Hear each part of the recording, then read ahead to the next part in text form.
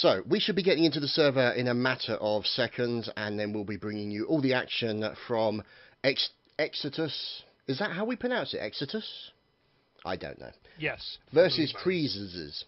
Or we call them CREiZiZ, so. Now, obviously, guys, bear in mind, you guys are aware of the problems with Battlefield 4 at the moment. There are ongoing issues that everybody is aware of. There are possibilities we may have server crashes, we may have client crashes. We ask you to bear with us while we go through this system. So, thank you very much for your patience. I hope you enjoy what you will be seeing. And it looks like the map rotation that they may have chosen is Operation Locker. So, yeah, this is going to be a bit messy, I think. This is going to be a very much, to anyone who'd played BF3 out there, this is going to be very much like Metro, but with maybe being a bit too harsh there. It's going to pretty much revolve around a lot of close quarter infantry fighting, which is going to become the hallmark of BF, I believe, in Domination. But this map accentuates it even more. It is so close quarter, it's crazy. You're playing in an old prison, I believe? You are indeed. It's either a prison or a gold reserve. I don't know, I've been watching a lot of Goldfinger recently. Really?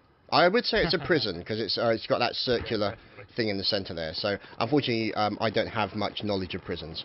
So, now, I think it's fair to say, I mean, looking at the tickets, it's been going about 4 minutes, so we make the assumption that it's actually live already, and we'll go from there, yeah?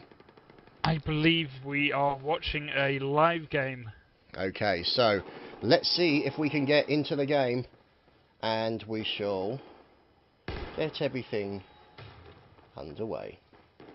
So, you are watching the ESL Battlefield 4 5v5 Domination Cup, and you are listening to Chadman and Mr.Dogbert, bringing you all the action from Extersus. And you can see now, as they're making their way down into that lower level, you can see, looks like a smoke, possibly flashbangs. Oh, this is nice to see flashbangs in Battlefield 4 being used to effective good. Now, obviously, what we're going to try and do is find out how the teams are spreading themselves out. Because as you look on this map, it's pretty much A and B, and then the C, which is the helicopter capture point. Those are the only two capture points that are available. Now, this is turning out that a lot of fighting is going on over A and B, Dogbert. It's looking interesting so far. Right now, Extersus seem to, they literally just they just had a full cap there, which is very rare in Domination, I think you're going to find. But they're holding on to C and B, and really that's all they have to do right now. They don't have to go for A, they've got the ticket bleed, they're at the advantage, they have the ticket score right now of 163 to 79, and that is going to be going down rapidly. Yeah, now you can see obviously that now it looks like the US team, which is obviously Extersus, they have captured that point back. So the bleed is looking back onto the Russian team again. However, the CREiZiZ guys, you can see them capturing the helicopter pad. They've now reversed that, and they're looking to try and move in. As you can now see, Extersus taking down the A point as well.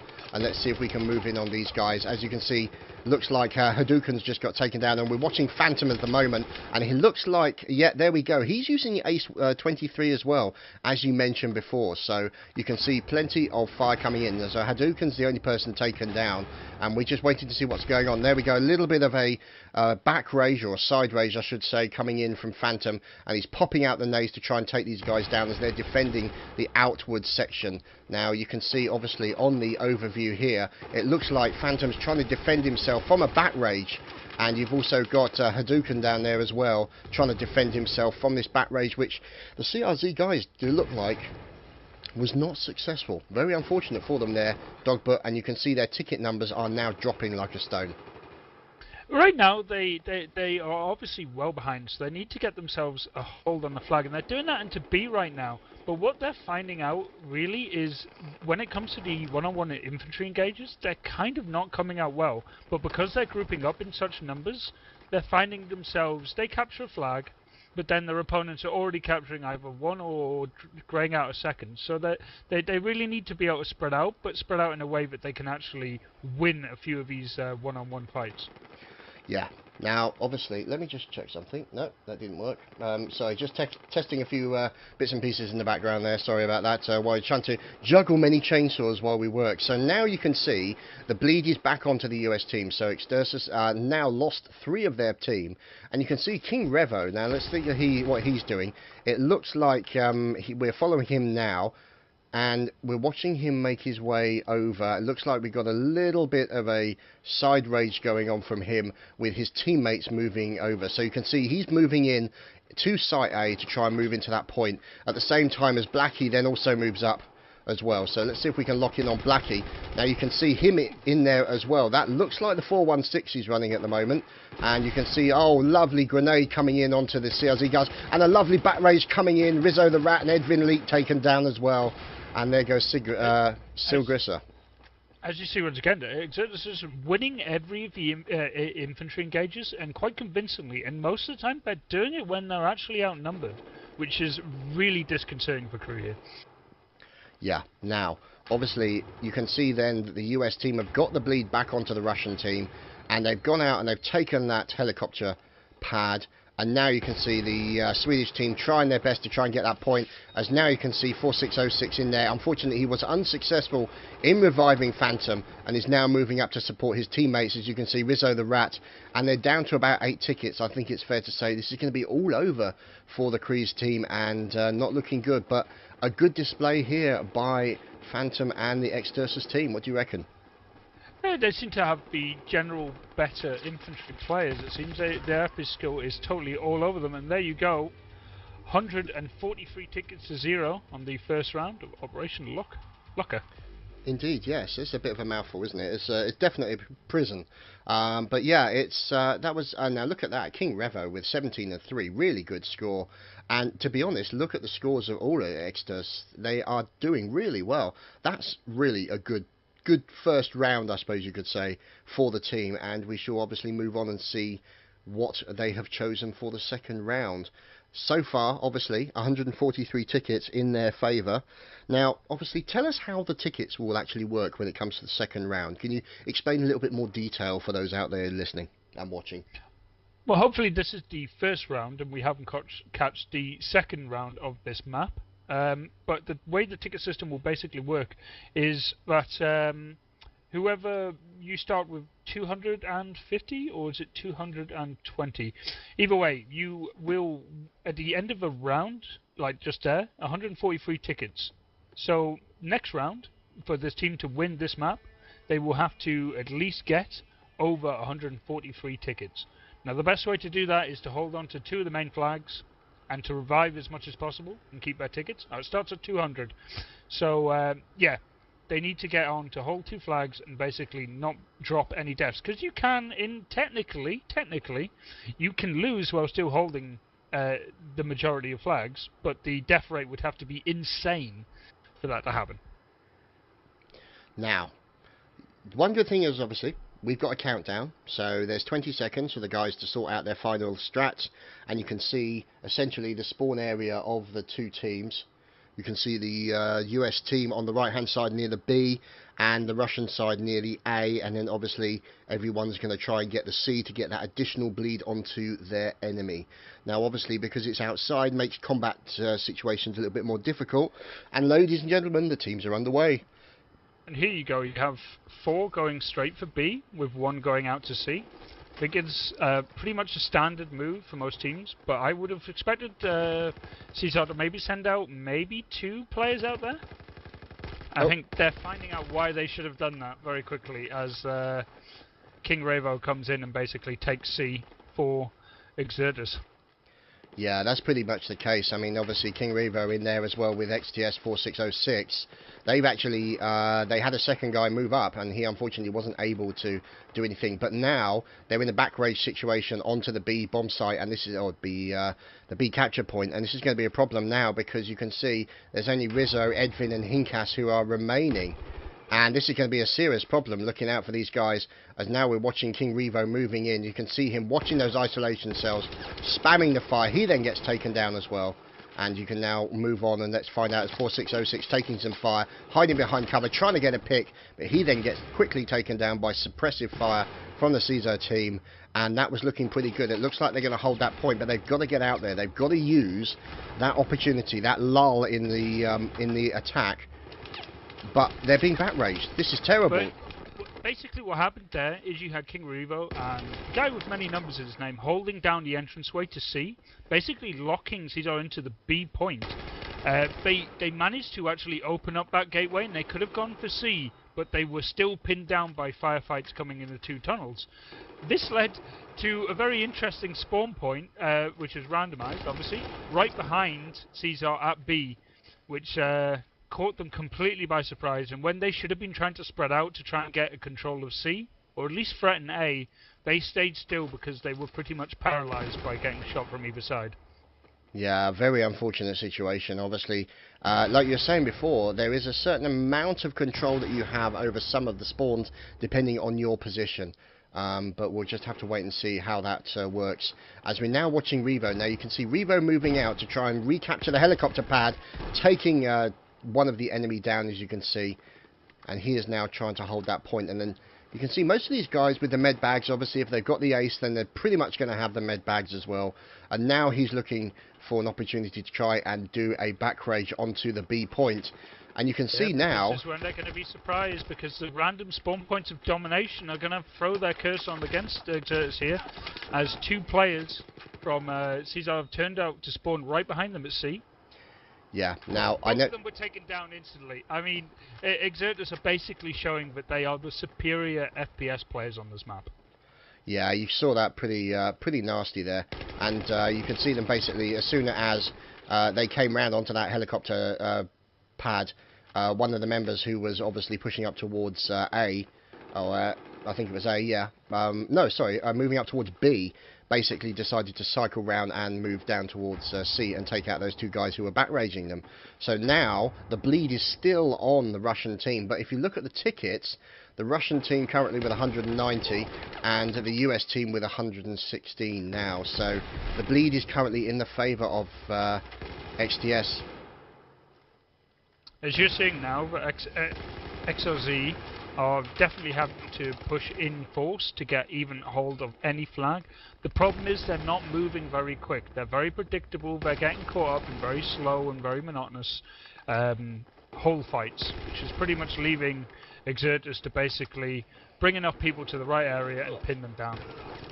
They're not getting even contesting a flag here, whereas they just go in there now, and they are. Just as I called it. Well, yeah, that's the reason you're the expert. What can I say? Now, you can see, obviously, the CREiZiZ guys now basically being taken out, and it looks like they've managed to get... They've cycled round, they've worked round and rotated round to get the A point, at the same time as they're losing the B point, and it looks like also the C point is still secure. But you can also see that the SWTAG is now moving down towards the C point, and they're going to try and engage the Extersus guys. There we go, one taken down. There is another who's taking cover. Maybe they can use this to their opportunity, popping out the nades to see if they can actually do any kind of serious damage. Getting that all-important pick as one of his teammates is moving forward, and now you can see additional members of Extersus now moving in to support that push, or defend that push that's coming in. And yeah, this is looking pretty nutty, because you just see Hadoukens defending from two of the Swedes. You can see, there we go, nade goes out, and a nice quick fire coming in from the 416, taking down the enemy man. Playing 2v1 on that corner, and he was able to tie down a significant amount of the team trying to get through to B. While they were trying to contest at C, Hadouken himself managed to hold down at least 2 to 3 members of the opposing team. Yeah, now we're watching him do exactly the same, and he's just done exactly the same to SWTAG. And so you can see, obviously, that Hadouken, 13 and 3, I'm not surprised now. That's interesting. You notice that he got onto that point and took the lights out. So that may be giving him just that little bit of an edge. We'll have to wait and see. He can spot his enemy before his enemy can spot him. And you can see him running through the corridors at the moment. Edvin Leek being taken down. And now you can see the C point and the A point being held by Russia. And the US team down to 56 tickets are rated to 179. Not looking good for the Swedish team at the moment, Dogbert.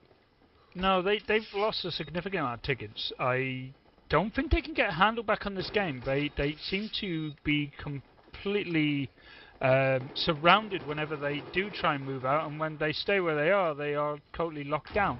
What they can do here is try and get as many tickets as possible. That will carry through into the next game. So they just need to try and get as good a hold as they can, get as many kills, and just be as aggressive as possible. They're going to lose this map. They can't win this map, so they got to do as much damage as they possibly can.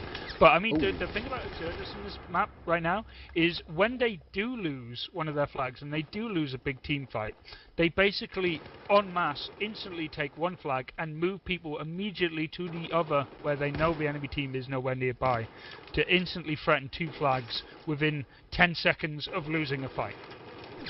Now that's obviously going to be quite an important strategic decision, because these kind of things definitely help you, because you're, like you're saying, you're focusing people's attention. You're suddenly tearing them between 2 different capture points, and that's obviously going to be a big thing when it comes to this kind of domination gameplay, Dogbert. It does indeed, and I think the only thing that really changes this map from not being a complete shutdown is the domination's spawn point. So if you are finding yourself very much all over one spawn point, your opponent is likely going to spawn in a very awkward position behind you. Yeah, and that's part of the excitement, I suppose you could say, and part of the randomness. Now, obviously, part of the problem that you tend to have is that semi-pros and pros and competitive players tend not to like randomness in their games. No, not at all.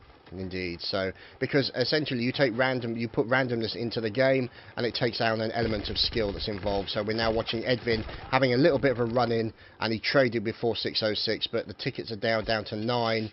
And there we go, Silgrissa has just managed to revive one of his teammates, but I don't think it's going to be enough. The tickets are wearing down too quickly. The bleed is so effectively on them. A and C. I mean, we could see an epic comeback, but no, it looked like Extersus are flowing into A, like a dam has burst all over that flag. Yeah, they basically came in en masse and cut down anybody who was trying to defend that point. So that's going to wear out the few remaining tickets as 4606 goes on. Now, you'll notice also that they're actually leaving one guy back at the flag to try and defend that. You noticed also that during the point of that, they were actually splitting up their team. One person defending one flag, one person covering another entrance to another flag, with 2 guys running in the middle. It was very interesting to see, Dogbert. Was indeed. Extersus basically played like a top-level battlefield team. They spread out when they were about to lose a flag. They concentrated in the right place at the right time, and they locked down their opponents when they had the full 2-flag advantage. The only thing that even saved the Swedes from being completely locked in were the spawn points. And also, I give a shout to Hadouken for his 23-4, and more importantly his critical bit where he was managing to hold down the entire Swede team in a corridor by himself, taking them out and then going to A and repeating it all over again. Yeah, I suppose that's an indication of a good player, is the kind of player that you can put into an area and you know that he's actually going to hold that point, do as much damage as he can to the opposing team, and then still be able to then move from there. Now, obviously, we've moved on to Lankang Dam, but we don't know if this is actually going to be the actual map itself. So we're waiting to see what's going on with that, and we're obviously waiting for confirmation, because it's possible they may change. So we shall have to wait and see, boys and girls. As an interesting first map, obviously, that's very closed in. The inbound, or so not so the indoor aspect of it makes things very interesting, makes things very claustrophobic. Obviously, you can get a few nice bounce grenades off the side of walls. Did you see the use of any smoke grenades, any flashbangs, or any incendiary grenades, Dogbert? No, I didn't. I seen a very much standard kind of Battlefield 3, Battlefield 4 domination game. Most people just played to their strengths, which I guess is their infantry play. No one was really experimenting with anything, really. It was pretty much just fast and furious 5v5 domination infantry battles. Right, now, it looks like we might... Let's see. Are we talking about a live game? What do you think? I can guess that we are, because we're just looking at the moment. It's 4v5 right now. Okay, so we'll assume it's not live until such times as we have confirmation that one of the other CREiZiZ guys is back on the server, and then we'll get underway. Also, 3 of them haven't spawned yet. I mean, they've just all rejoined now. By the way, guys, before I said there was no rules, I was kind of wrong. There is no M32 grenade launcher, no airburst, no claymore, and no M26. Now, that's quite interesting because obviously the airburst gets used a lot on pubs. Very helpful for clearing out those naughty little snipers. However, understandable that it's not in competitive play. What's your thoughts on that, genuinely, as a weapon? Airburst? Yeah. Oh god, it kills me in Publix all the time, and I'm happy it's not being used in competitive game, god damn. Yeah, that's fair. That's fair. Now, obviously, the M320, everyone's favourite spam weapon, especially on that prison map.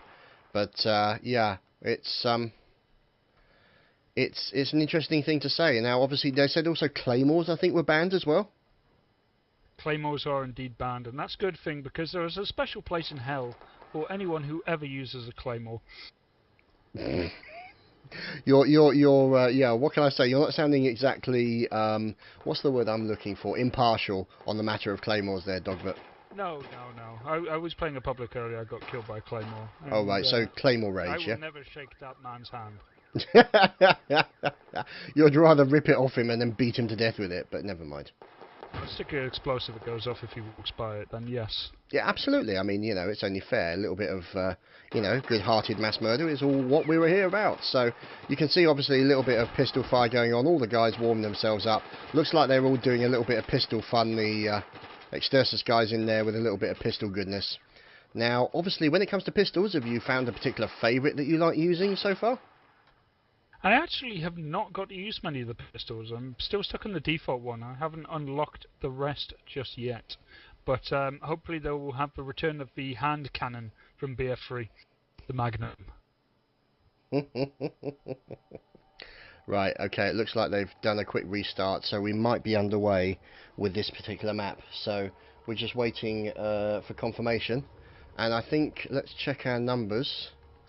Yeah, they've got everybody in, so I think it's a fair assumption that this is going to be the map of choice for the second round, or the second map, I should say. Yes, this is the map.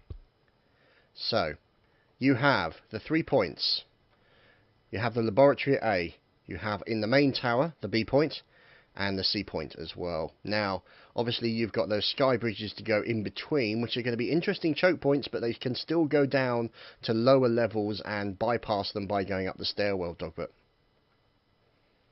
It's going to be an interesting map. I think this is going to be quite a fluid one, but with a lot of heavy-duty fighting within the buildings. It'll be interesting to see how much they want to actually get stuck into the buildings and how much they want to stay on the outside.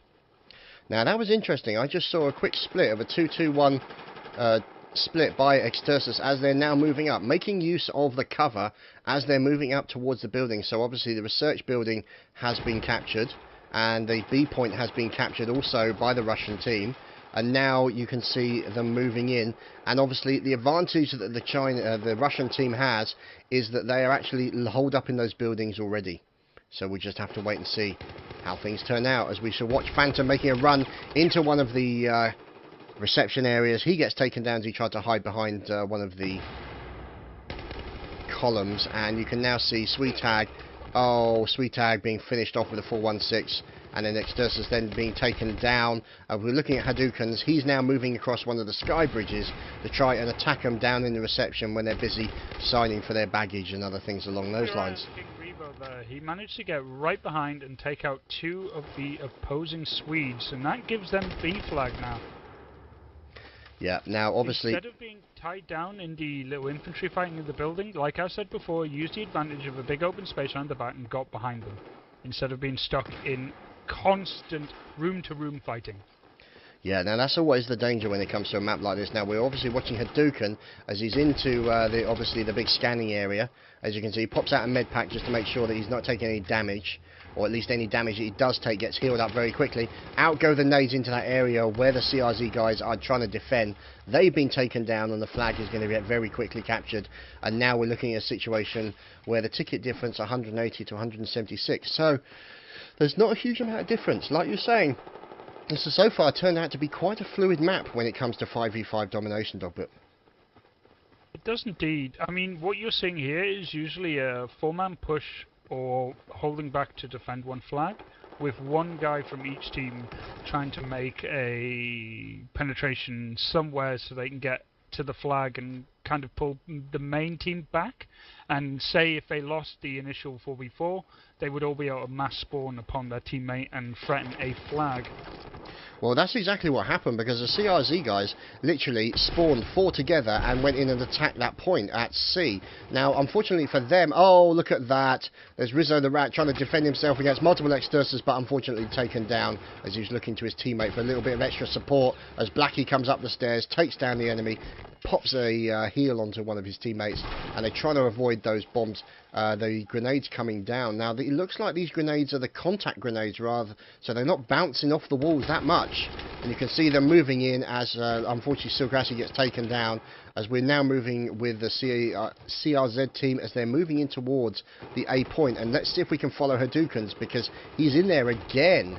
And Hadouken and Phantom managed to get to A while it was the rest of the CREiZiZ team was busy fighting at C. Managed to capture A. A big spawn from CREiZiZ managed to be very close nearby, but both Hadouken and Phantom basically took them all out, and they're holding A very easily right now. Yeah, now obviously the problem is that the sheer number of people that are there, you've then obviously got those 2 guys who are holding down A. The B point means that, do you think that Extersus are actually going to sit there and say, well, we've got the A point and we've got the C point, the bleed is now onto the opposing team, we've got nothing to lose, we can just sit here and wait for them to turn up? Basically. I mean, this is going to be the hallmark of domination. You've got 2 flags, you've got your guys defending it. What's the point in doing anything other than holding on and bleeding the flags? If the opposing team want to come out, you're in a good defensive position. They're the ones coming to you. You're most likely going to pick them off. The only thing that's going to throw off any of these well-timed and good defenses is going to be the spawns from places they don't expect. Yeah, that random spawn will definitely do them a number. Now, one thing that's quite interesting to see, obviously, is the way that they're splitting up the teams. Now, it looks like Extersus' team just got taken down quite badly in the area of the C point. But you can see the CRZ guys still trying to push. It looks like Sweetag just got revived, and looks to go a little bit lower to see if we can push towards Blackie and friends. Now, Blackie, obviously, it looks like they're covering these areas quite well, as far as I can see here, Dogbert. It looks like a couple of them just got taken down in the B lobby.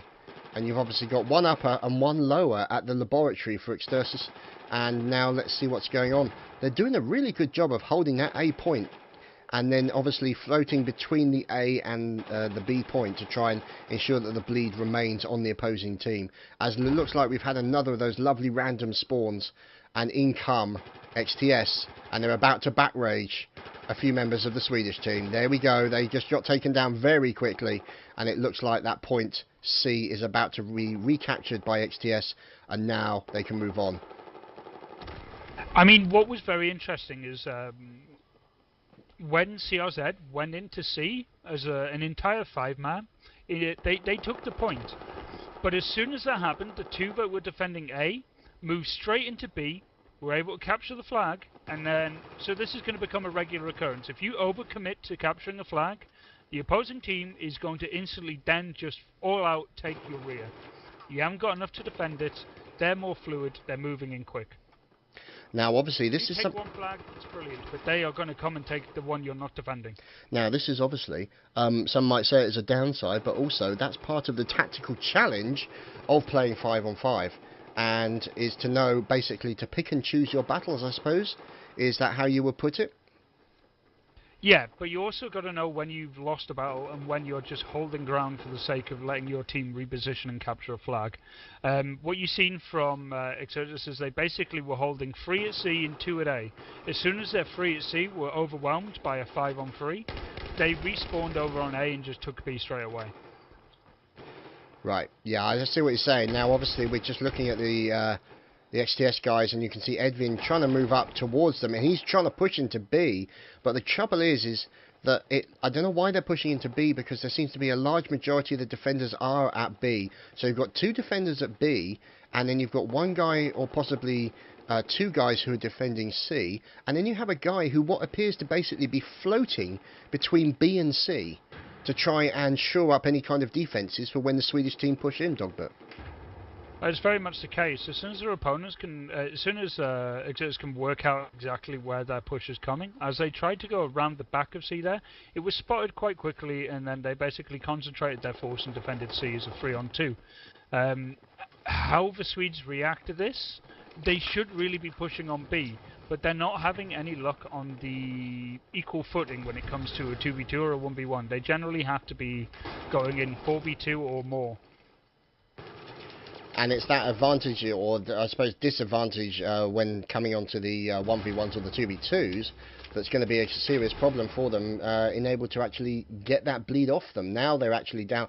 Now this is interesting. Watching Phantom, he's not moving. All he's doing is watching that corridor between B and C, and also checking left to see where these guys are coming from, as now you can see Phantom just quickly popping, but then get taken down as across the sky corridor comes one of the Swedish team, as we move over to Hadouken and see what he's up to as he takes a bit of fire as Hinkas finishes him off. And now it's looking interesting, as you can see now the Extersus guys are spawning and coming in with a vengeance onto the B point, Dogbert. They were pretty much caught out there. As soon as Phantom went down in that corridor, there wasn't a quick redeployment to B, which is what they should have done. They managed to hold on, but that has more to do with the Swedes not committing enough people at the right time. They were too worried about being picked off. They should have at that point flowed into B. There's never going to be enough people to stop them. And that's exactly what they're doing on C now, but they're being picked off quite quickly. Yeah, it looks like their push at C is kind of faltering, but they've realised that and they've moved on to B instead, which is a good redeployment as quick as possible. Now, one thing, obviously, things that changed up compared to Battlefield 3 is the revive mechanic. Now, I'm seeing, obviously, these guys don't wait around for a full charge. They literally just charge, they just do a quick zap, and then chuck a med bag down on them to capture that extra healing. You're seeing this quite often, as obviously they don't really want to wait around because time is of the essence in this game. The revives are much faster in BF4, especially in domination. The only time you're going to be able to revive is when you've already won the team fight and there's no worry of anyone shooting you in the back while you're doing it. Now, obviously, you can see 10 tickets here for the Russian team, not looking good, as Extersus is just doing a great job of showing their dominance on domination, I suppose you could say. And you can see Sweetag trying to get back in there to try and take that B point. And let's see what's happening, as now you can see two members of XTS there. You can see King Revo and Blackie trying to hold down that C point, as finally they get the bleed turned around, and now the bleed is on the China team. But I don't think that's going to last very long, especially as now we've got King Revo moving in to capture that point very quickly. Sweetag tries to move into the point, try and take him out. They're trading fire at the moment. He looks like he's backed off. And that's it, 133 tickets on that round. That was quite interesting there, Dogbert. What's your thoughts on that overall? CREiZiZ did much better in this round than they did in the previous one. They managed to get the first two flags and hold up a defense for a while, but slowly but surely the superior FPS and infantry skills of Extersus really just overpowered them, pushed them out, and made it more of a fluid game, which Extersus were able to take full advantage of. Right, so we should be moving teams around, and then obviously we'll do the second round on this particular map. But it's looking good as far as Extersus is concerned. God damn that name. It's giving me a headache now. I'll have to speak to Phantom and actually find out how to pronounce it properly. But no, this couldn't be any worse than my pronunciation of the Swedish team. Anyway. I am butchering the Swedish team every time I try and say it. Yes. Yes, indeed. Okay, so we are obviously moving into the next map, and we are just ready to go. And looks like Extersus has already lost one player on their side. I think you might be looking at another restart. Yeah, okay, so what we'll do is we'll go based on the assumption that there's going to be a restart. So we'll just sit here and idly wander around in free cam, and obviously, you know, we can talk about the map and have a general thing and all the rest of it. So now, obviously, because there's no broken windows, the free cam doesn't actually let you out of the building, which is a nice little annoyance. but we can get out through one of the doors. Anyway, so now one thing I have noticed is I don't seem to see a lot of roof work. Now obviously there's no real way for them to get onto the roof, and there's no need for them to get onto the roof. Obviously there's not going to be a lot of sniping done on this particular game type, as you can imagine. And yeah, it looks like the STS guys are still trying to get one of their other guys back in. He may have crashed out as per the norm at the moment, so we just have to wait and see how that goes. So yeah, it's all fun and games, ladies and gentlemen. It's all fun and games. I hope you're enjoying, and I hope you are enjoying the cast thus far and the competition. So by all means, comments and feedback are welcome, yes, that too, in the chat. So, oh, looks like a little bit of, oh, there we go, a little bit of shot paddle fun going on. There's poor old Hadouken there, taken down. Oh, someone's smoking. Oh, that was nasty. That was nasty, nasty things going on there. So obviously, we shall wait, and there we go. It looks like the restart of the round has begun, and we shall be underway any second. So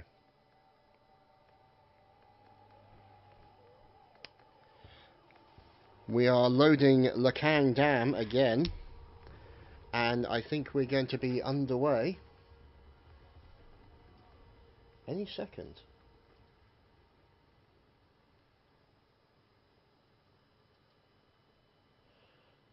So, the countdown has begun. It has indeed, Chadman. Indeed. Now, oh God, they've just lost two members of CREiZiZ. We've cursed. We've cursed them. It's the commentator's curse again. It happens to me every time I look at somebody on Napoleonic Wars and they end up snuffing it, catching a bullet, or basically taking a cannonball to the face. It's the commentator's curse, as we're going to watch the HTS guys do their calisthenics at spawn, and obviously with a little bit of team killing going on. Who was that sitting on the barbed wire? That's going to hurt. That's Hadouken, proving how hard and Rambo-like he is by sitting on a batch of barbed wire. So let's see. Looks like the other guys are coming back in, so we should be underway pretty soon. Now, I don't know. Let's have a look at the loadout. So it looks like they've got a nice combination of weapons, but it seems that the Ace is pretty much the gun that everybody is using, as you said earlier. So now, obviously, guys, bear in mind, because this is a private server and is not ranked, means that's why we're not getting the squad information on left and right, and that's why we're not getting the gamer card, which will actually show in third person. So, oh God, Phantom's got the sniper rifle, and Phantom gets shot. So someone set off the car alarms. Typical. Even in a game, the car alarms are unreliable. It's always nice to see. And there we have the round restart. So, fun and games. Now, obviously, We won't get any dropouts. fingers crossed. Fingers crossed. Things seem to have been okay so far. We'll just have to wait and see if it remains that way. Now, obviously, the XTS guys. No, actually, the sides have been swapped, so now it's time of Extersus to defend, and it's time for CREiZiZ to attack. Yes, on this map it very much favours the Russian side, as they are much closer to C and B, but with a much easier route to B than the Swedes will. The Swedes, to get to B, they're going to be caught between a crossfire mostly.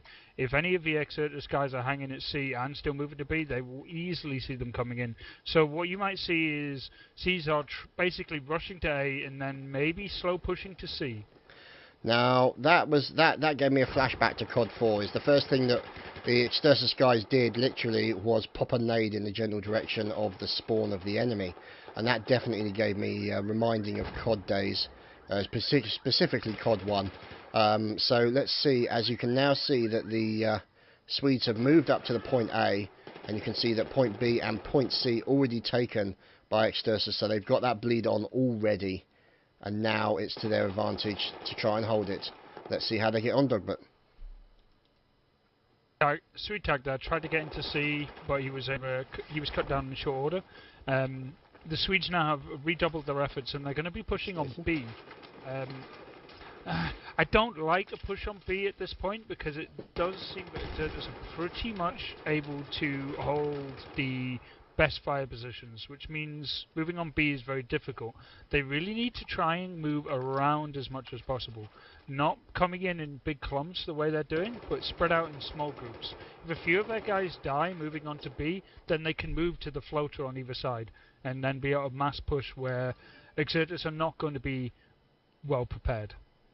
Yeah. Now, the thing is, one thing I am noticing is something you tend to see in a lot of games is you have a particular player who's guarding a set point on the map. So it's like, for example, that may be their stairwell, or it might be that particular location. Now, we're watching Phantom as he is trying to sneak around. There we go. He noticed the exit point for those two CZ players. Unfortunately, he's taken down Hinkas, and he is now going to be coming back up. And it looks like the poor CZ guys, or CRZ guys, are down to 4 players yet again. There we go. Edvin looks like he's back on the form. And now you can see as Hadouken has actually moved and he's guarding the point that Phantom was holding onto. And you can see as Hadouken moves forward and then they start catching that point again.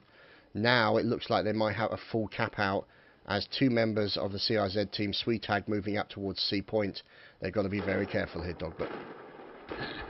King Revo using the amazingly powerful Auto Barat, defending C and just dropping the Swedes. Eventually they overpower him by coming from behind, but that blunted the momentum and that push into C. Yeah, that was pretty brutal. I saw that occurring, and then obviously Hinkas has just been taken down now. As we're looking, oh, nice back raise there onto Phantom. Phantom gets taken down, and now we're moving on to Rizzo the Rat. Let's have a look on the overall map, and we can see now that they've got a full bleed onto the China team. Not one ticket to the CRZ guys have. And let's see, Rizzo the Rat is in a slightly different location, but oh, he got taken down very quickly. He got up onto one of the roofs and got finished off. Wow, holy crap, that was really nasty. Now you can see Blackie, who's in there at the moment. He's got his hollow sight on the 416, and he looks like he's pacing around, looking for opportunities, looking for the enemy, try and cut them down as quickly as possible. And you can see some of them moving over towards the A point, and more fire coming in from him as he takes down somebody long distance. Effective fire from the 416, and now we're finding out what's going on as Extersus are taking back that B point, Dogbert. Well, you just watch the way Extertus is spread out on the tabletop here. They have 2 holding C and 3 at B, which is the perfect setup, because to get to C, sorry, there's a very open spaces. It's very easy to spot any incoming, and if you are about to get overwhelmed, you can call for assistance from B, which you'll get there quite quickly. Right now, for the Swedes, they really have to attack C more than they have to attack B. B is a really difficult one to get. It's far too difficult to take if the opponent team is sitting there waiting for you. Now that was interesting. We were just watching through Phantom's eyes. He killed one of the CRZ guys who came around the corner, and then literally just as before he's about to reload, his last round went into the fire extinguisher right next to the door, so that the smoke would actually obscure him while he did a reload. That's smart play there. Is indeed, and as I was calling, they had to go for C, and they managed to overwhelm the Extertus defenders, but as soon as they take a flag, they pretty much abandon it and don't defend it. So Extertus come back in and instantly recap C, leaving them with the bleed continuing onto the Swede team, and it is at this point only a matter of time. Okay, right, so let's see what's going on, as we have obviously got plenty going on, and you can see now we're watching Blackie, and you can see, okay, sorry, my Twitch is giving out on me as well, which is always entertaining to watch, as we're watching 4606, as you can see there we go, there'll be a fire coming in, Hinkas then being taken down by one of the XTS guys, and now we're watching Phantom checking the area, spotting the enemy, obviously marking out where those enemy are, and it looks like they're pushing that B point pretty hard. Let's see if we can find out what's going on, as now it looks like we could be talking about a possibility of a full bleed very quickly, as the A point looks like it's not being defended by the Chinese team. Dogbert. Is indeed. I think basically what you're finding here is pretty much how domination is going to be played by the top teams. You are going to basically be holding the two flags, and that is about it. Unless you're going to get overwhelmed on one flag, there is no point to switch at all. Basically, the initiative is always in the team that holds the two flags. They don't have to do anything crazy. They can just sit back and chew up the opposing team as they try and make risky moves into the flag points. Right, so we are going to see what's going on around the A point, but we're going to follow Edwin Leet, who's moving in now, as you can see. Now, the thing that's interesting, they've got the A point, and it doesn't look like they're actually defending that A point, as you were saying earlier. Oh, nice. Somebody just picked up the skill cannon sniper rifle and is currently in the process of using it. But what you were saying about earlier actually has applied, as now Extersus move in to take down the A point at the same time as CREiZiZ. Rather than moving in to try and take and hold A, they've now lost that, and it's literally becoming like a going round in circles type situation, Dogbert. Well, definitely, because they've already got a lead. At this point, CREiZiZ are coming in with so many people to capture one single flag, but Extersus are just like, okay, we're going to harass you and try and stop you from capturing this flag quickly. Meanwhile, we'll send two to the other flag and capture it immediately, because there is no one there to defend it. They're going all their eggs in one basket continuously, and that's fine for Extersus because they already have two flags. Right. Now, look at that bleed. 177 and ticket difference to 120. Obviously, the previous round they had 133 tickets. So, yeah, it doesn't look like, unfortunately, the CREiZiZ team are going to progress to the next bracket. It looks like an extremely dominant play. And what's your thoughts on Extersus Watch from what you've seen thus far? Because obviously this is a team that came from America, originally over in America, and they have obviously brought themselves over to EU and UK. So, what's your thoughts about the display that you've seen thus far, Dogbert? They have proven themselves to be a very solid battlefield infantry squad here. They managed to do all the correct things when they were about to lose flags. They switched their attack immediately to the undefended enemy flag, stopping the chance of a bleed occurring.